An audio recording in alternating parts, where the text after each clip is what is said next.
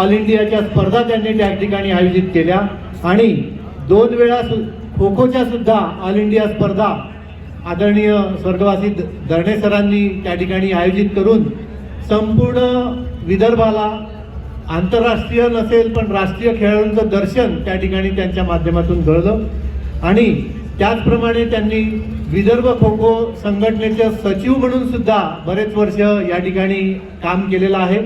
मला सांगताना अतिशय दुःख होते आहे की असा हा खेळाडूंप्रती फार जिव्हाळा असलेला माणूस, ज्याला अकाली असं अचानक आणि खो खोच्याच ग्राउंडवर त्यांचा हृदयविकाराच्या धक्क्यानं त्या ठिकाणी नाशिकला अचानक निधन झालं, त्यावेळी आपल्याच बुलढाण्याचे सागर उबाळे सर आणि त्यांच्या समवेत त्या ठिकाणी मैदानावर ऑफिशिएटिंग करत होते।